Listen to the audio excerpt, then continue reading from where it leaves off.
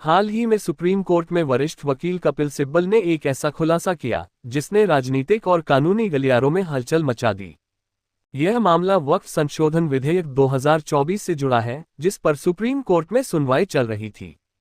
सिब्बल, जो जमीयत उलमा-ए-हिंद की ओर से पैरवी कर रहे थे, ने इस विधेयक को लेकर केंद्र सरकार की मंशा पर गंभीर सवाल उठाए। उनके तर्कों ने न केवल विधेयक की वैधानिकता पर बहस छेड़ दी, बल्कि बिहार के मुख्यमंत्री नीतीश कुमार और आंध्र प्रदेश के मुख्यमंत्री चंद्रबाबू नायडू जैसे एनडीए सहयोगियों के रुख को भी चर्चा के केंद्र में ला दिया। वक्फ संशोधन विधेयक को लेकर सुप्रीम कोर्ट में चल रही सुनवाई में सिब्बल ने तर्क दिया कि यह विधेयक वक्फ संपत्तियों पर सरकारी नियंत्रण को बढ़ाने की कोशिश है। उन्होंने इसे पूरी तरह से सरकारी टेकओवर करार देते हुए कहा कि यह संविधान के धर्मनिरपेक्ष सिद्धांतों और अल्पसंख्यक अधिकारों के खिलाफ है। सिब्बल ने कोर्ट के सामने ये दावा किया कि विधेयक के कुछ प्रावधान वक्फ बोर्ड की स्वायत्तता को कमजोर करते हैं और इसका असर मुस्लिम समुदाय की धार्मिक और सांस्कृतिक स्वतंत्रता पर पड़ेगा।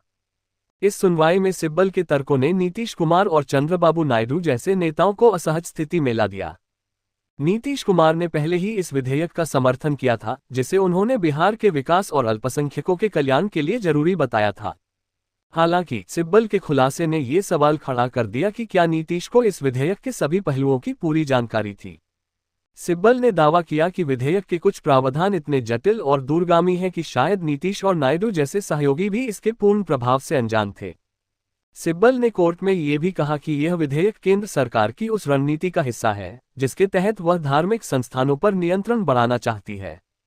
उन्होंने उदाहरण देते हुए बताया कि वक्फ बोर्ड के फैसलों में सरकारी हस्तक्षेप बढ़ाने से ये संस्था अपनी स्वतंत्रता खो देगी।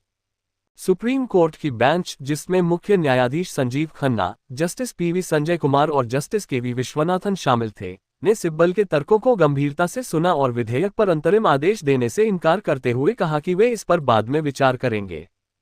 नीतीश कुमार और चंद्रबाबू नायडू दोनों ही एनडीए के महत्वपूर्ण सहयोगी हैं और उनके इस विधेयक के समर्थन को बीजेपी की रणनीति के हिस्से के रूप में देखा जा रहा था।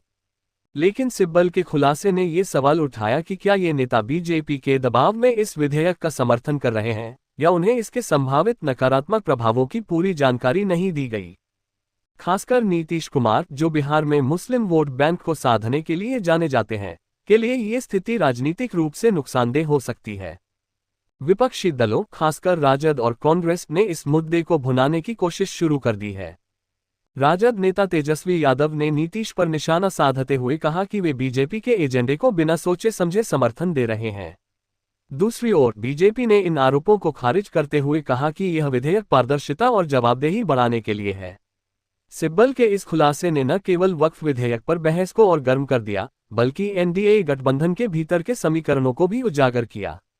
आने वाले दिनों में ये देखना दिलचस्प होगा कि नीतीश और नायडू इस विवाद पर क्या रुख अपनाते हैं और सुप्रीम कोर्ट इस मामले में क्या फैसला सुनाता है।